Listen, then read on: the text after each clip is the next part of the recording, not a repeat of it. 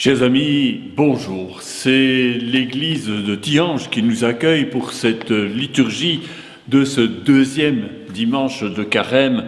Ce carême placé cette année sous le signe de l'alliance que Dieu noue avec les hommes depuis toute éternité. Dieu n'a pas refusé son propre Fils. Voilà la radicale nouveauté de l'alliance biblique. Une fois encore, il va nous être proposé de nous émerveiller et de rendre grâce, parce que si les hommes depuis toujours sont en quête de Dieu, la Bible nous révèle que Dieu plus encore est en quête de l'homme. Dieu nous recherche, rendons grâce.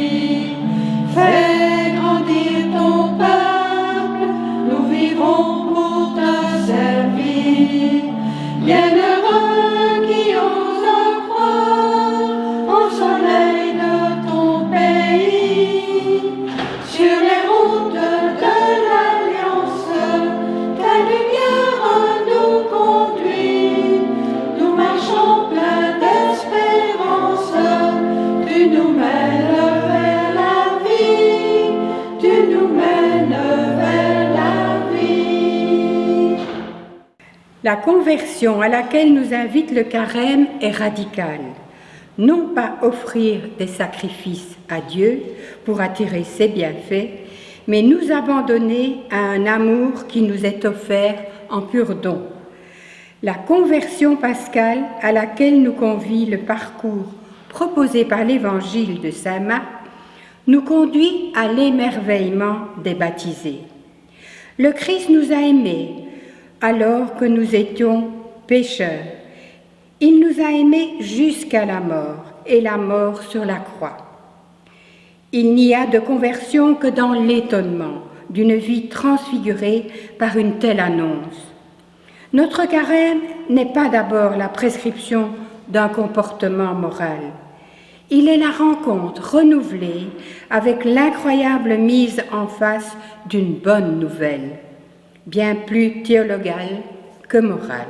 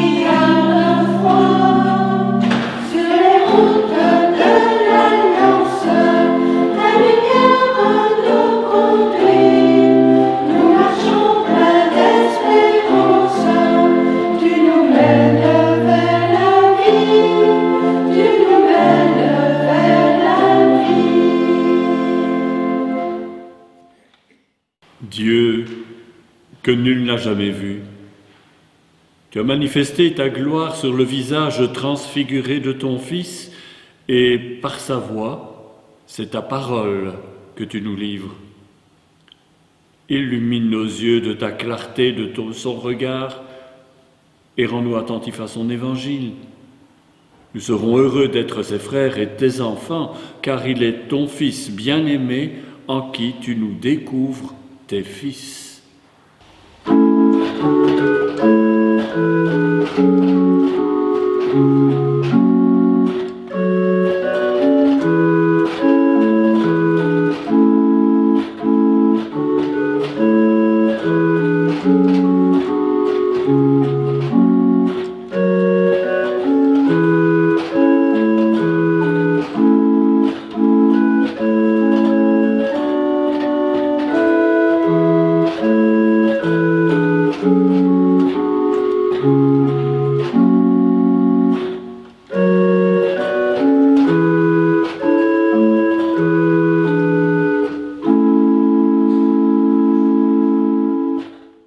La liturgie du carême cette année évoque les grandes étapes de l'histoire de l'Alliance par le choix des premières lectures.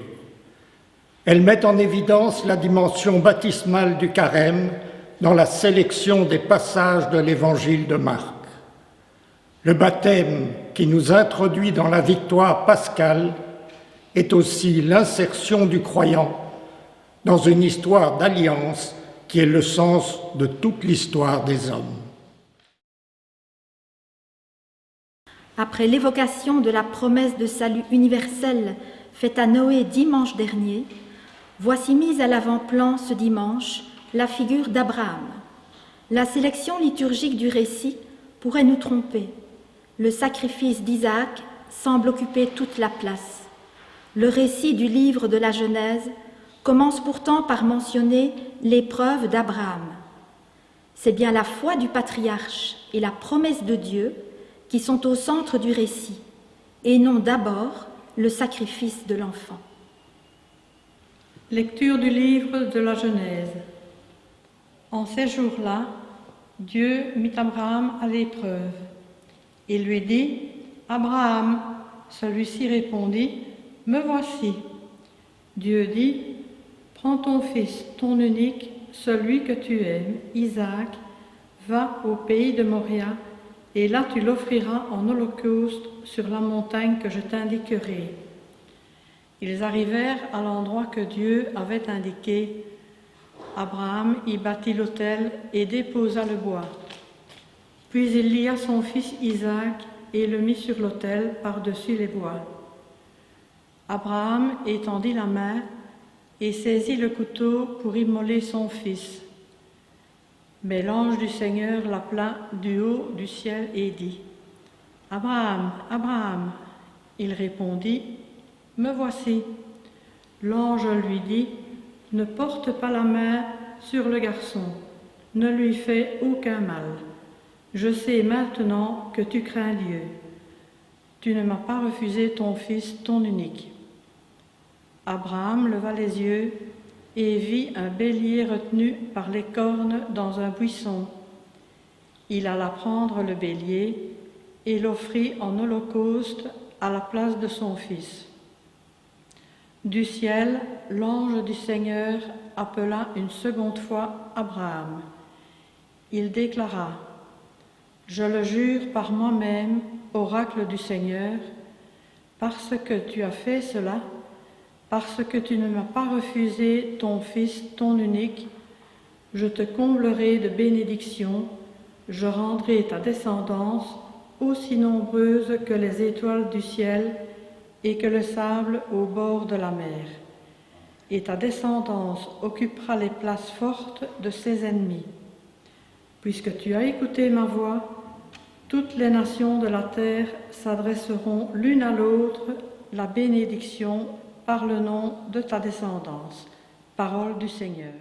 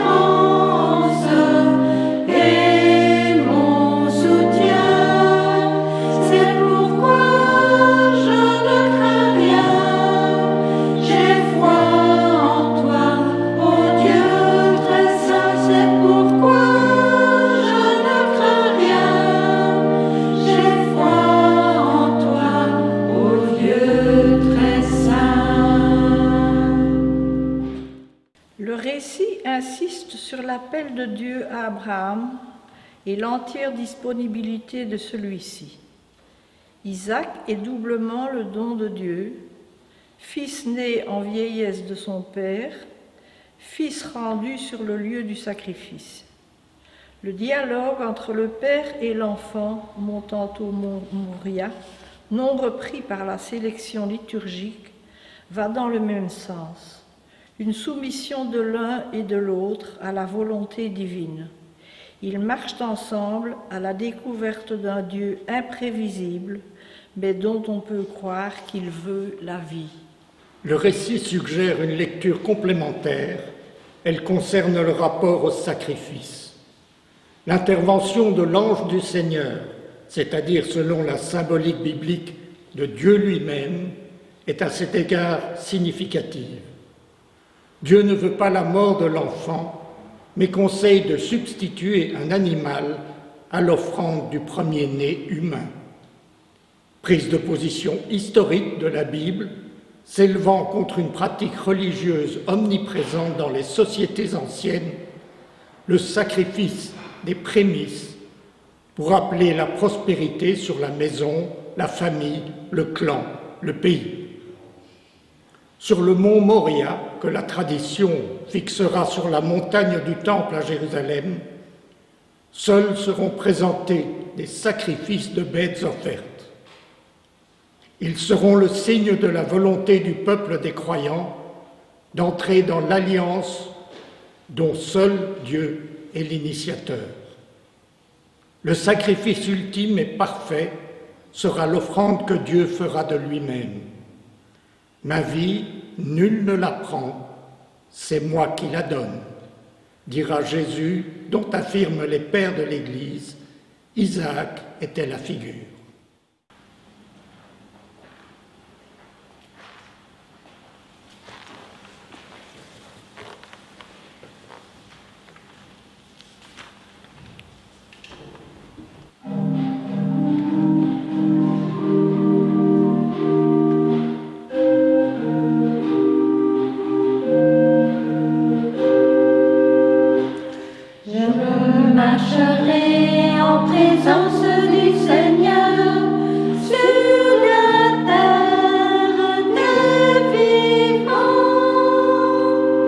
Je crois et je parlerai, moi qui ai beaucoup souffert.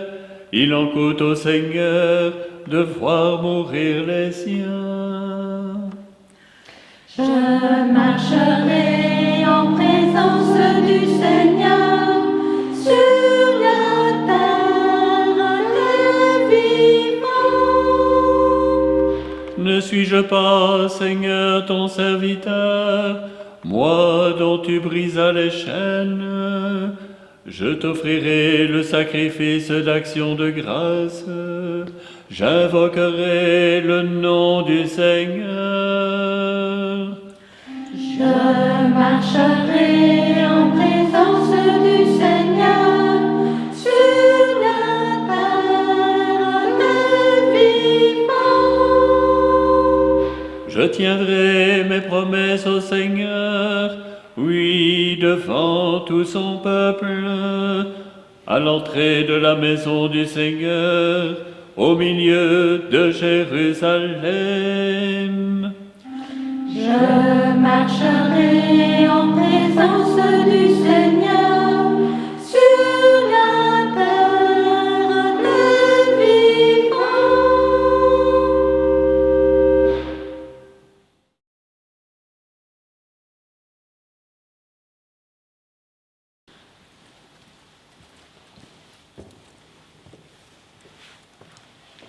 De la lettre de saint Paul aux Romains.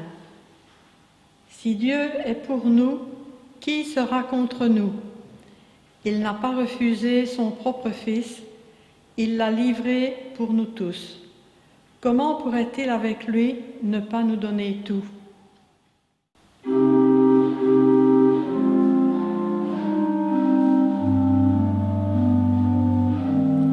Tu n'as pas refusé ton propre Fils unique.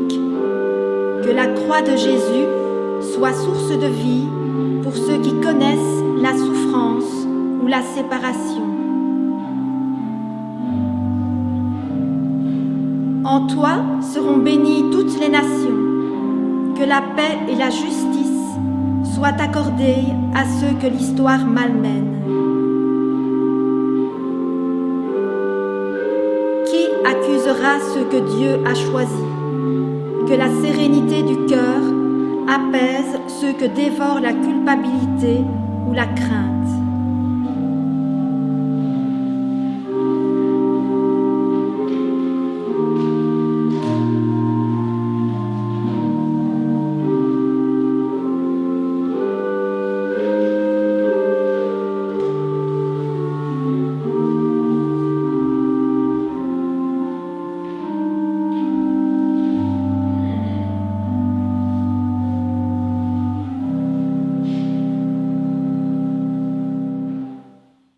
Sacrifie-moi ton unique.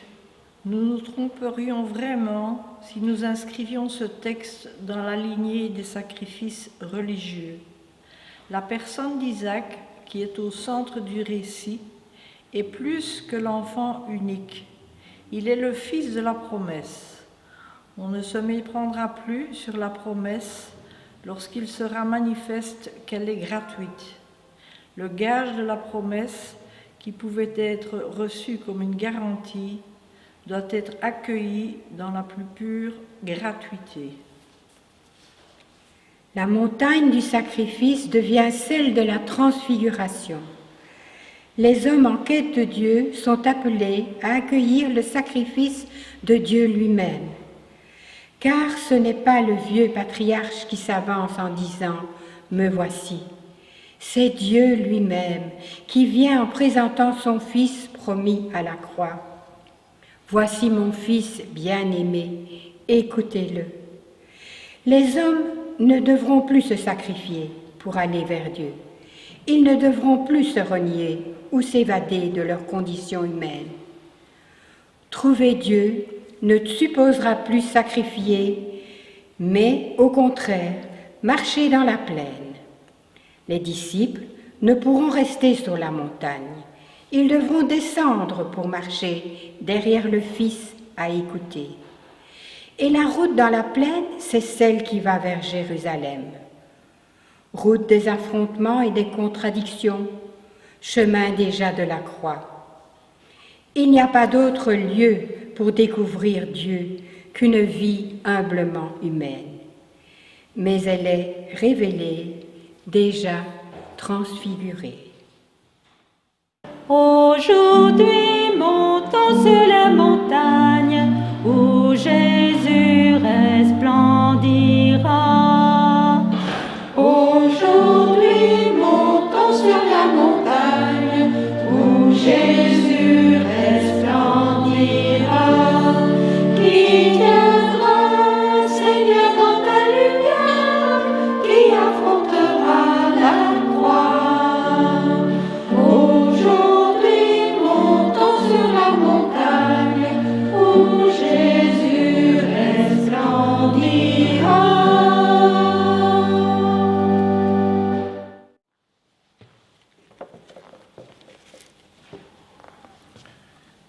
Évangile de Jésus-Christ selon saint Marc. Jésus prend avec lui Pierre, Jacques et Jean et les emmène eux seuls à l'écart sur une haute montagne. Et il fut transfiguré devant eux.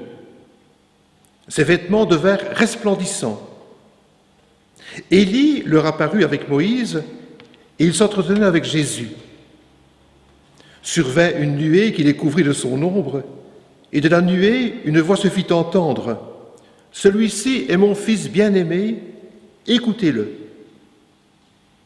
Soudain, regardant tout autour, ils ne virent plus que Jésus, seul, avec eux. En descendant la montagne, Jésus leur défendit vivement de raconter à personne ce qu'ils avaient vu avant que le Fils de l'homme soit ressuscité d'entre les morts.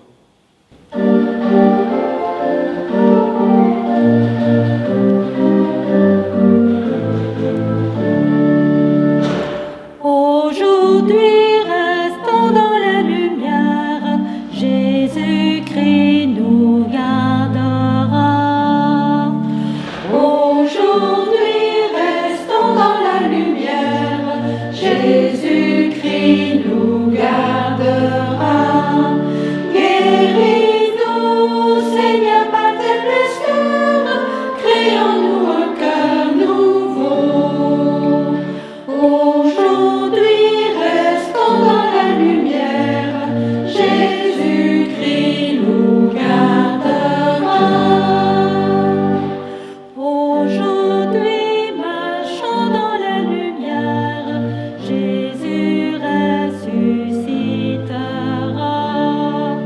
Aujourd'hui, marchons dans la lumière, Jésus ressuscitera.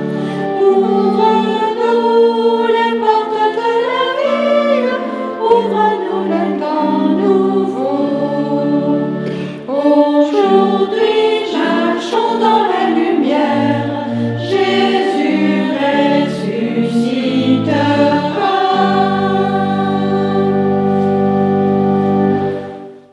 deux verbes vont nous aider à entrer dans les textes de ce jour et à en dégager du sens pour vivre notre deuxième semaine, notre deuxième étape sur le chemin de Pâques.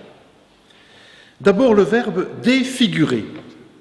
Défigurer, c'est rendre méconnaissable, c'est altérer, c'est abîmer. On parlera d'un visage défiguré à la suite d'un accident, d'une maladie. On dira d'un paysage qu'il est défiguré par l'installation de pylônes électriques ou d'éoliennes. Ensuite, le verbe « transfigurer ».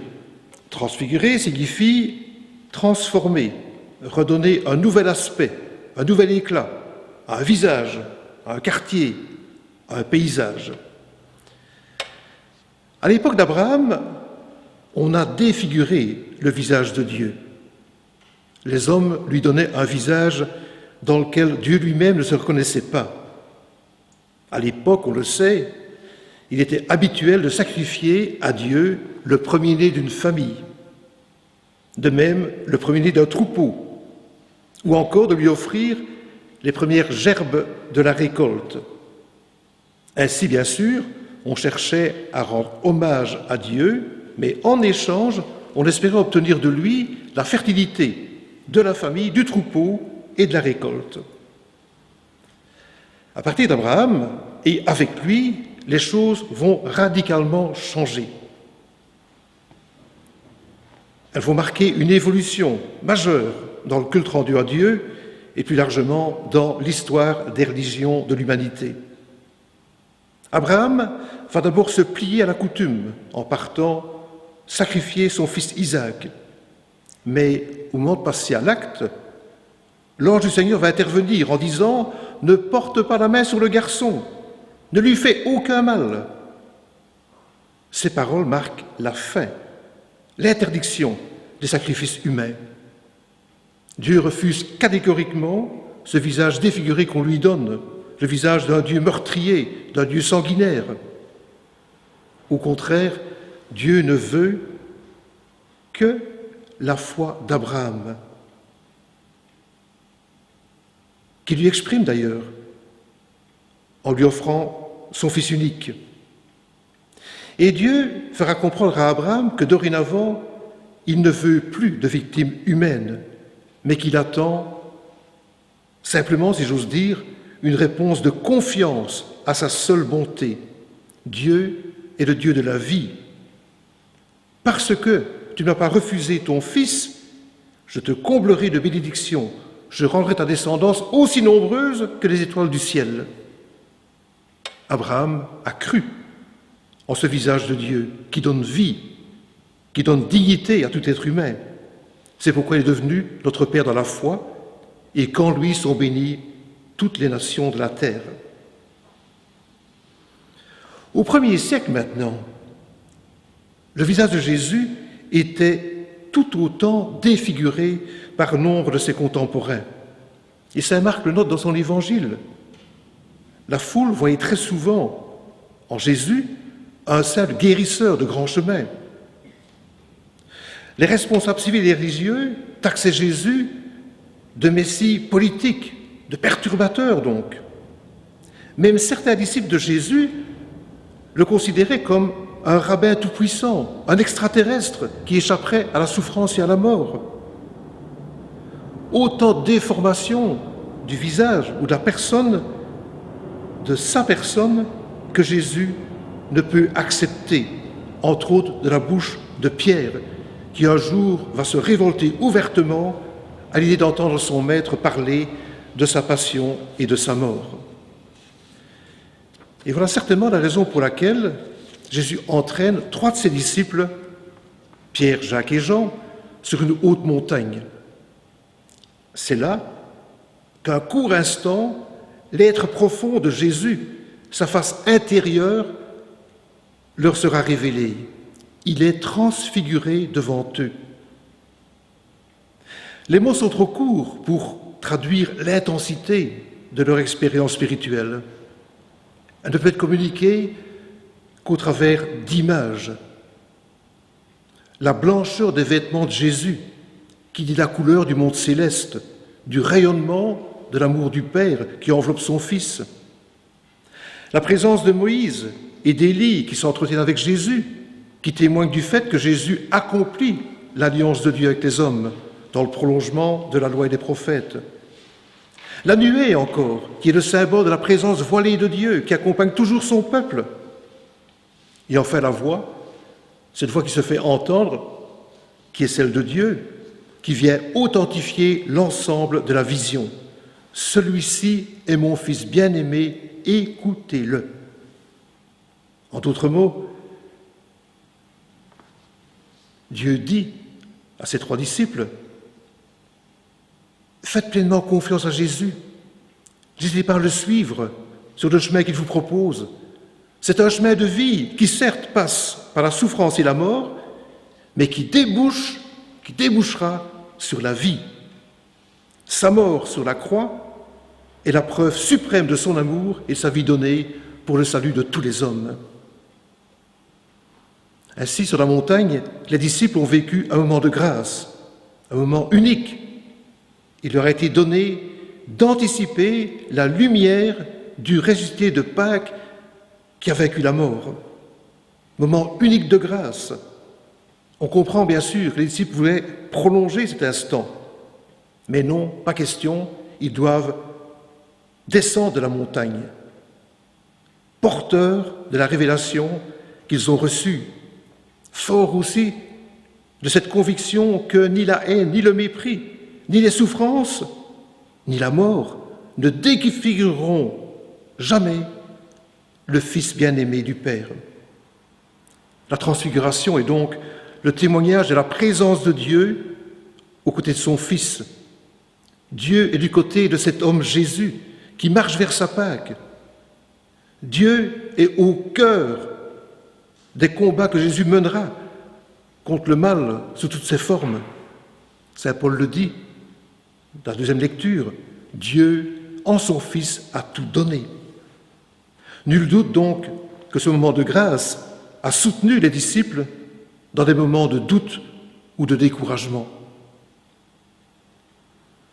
À la lumière de la foi d'Abraham, du témoignage de Paul, de l'expérience aussi des 3 disciples, nous voilà maintenant invités à reconfigurer, un 3e verbe peut-être, invités à reconfigurer notre propre image et de Dieu et de celle de son Fils bien-aimé.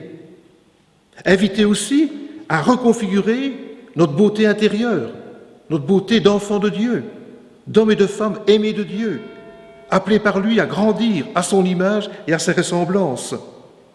Et enfin, invités encore à reconfigurer, selon le dessein même de Dieu, notre planète Terre, que nous avons contribué depuis trop longtemps et certainement sans le discernement suffisant à défigurer. Vraiment, il est bon de te bénir, Dieu qui nous a bénis en Jésus-Christ. Il a manifesté ton visage et ton amour sur la montagne de l'Alliance, le jour où son corps, déjà promis au bois de la croix, fut revêtu de la splendeur de ta lumière. Par lui, nous connaissons ton cœur de Père. En lui, tu as pris part à notre mort. Avec lui, nous partageons l'héritage de sa résurrection. Consacre-nous donc dans son amour pour que notre vie soit le chemin qui nous conduit vers toi. Que, par la grâce de notre baptême, nous soyons les artisans d'une terre plus juste pour tous, et le monde sera transfiguré. Que, par la grâce de notre baptême, nous soyons les témoins d'un avenir possible en ces temps d'incertitude, et le monde sera transfiguré. Que, par la grâce de notre baptême, nous soyons fidèles à te servir, Église enracinée dans l'Évangile, et le monde sera transfiguré. Que, par la grâce de notre baptême, nous nous attachions à nous laisser entraîner sur des voies nouvelles pour construire une société nouvelle, et le monde sera transfiguré.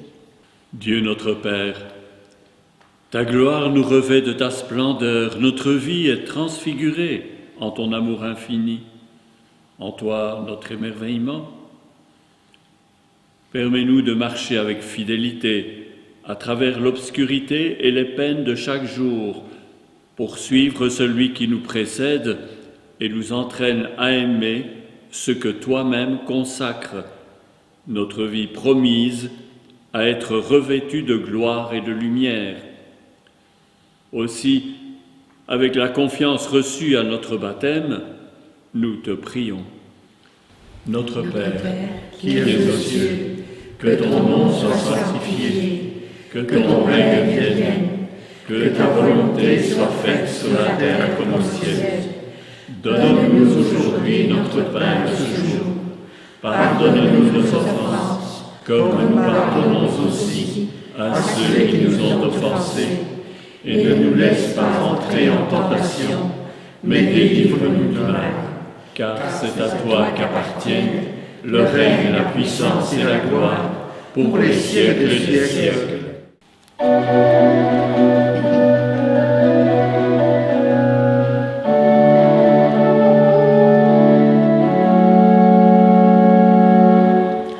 Peuple de l'Alliance, ton Dieu te fait signe. Peuple de l'Alliance, ton Dieu te fait signe. Marche à la suite de Jésus. Fais crier son nom sur les chemins du monde, sur les chemins du monde. Peuple de l'Alliance, ton Dieu t'illumine. Peuple de l'Alliance, ton Dieu t'illumine. Passe la mort avec Jésus. Fais danser la vie sur les tombeaux du monde, sur les tombeaux du monde.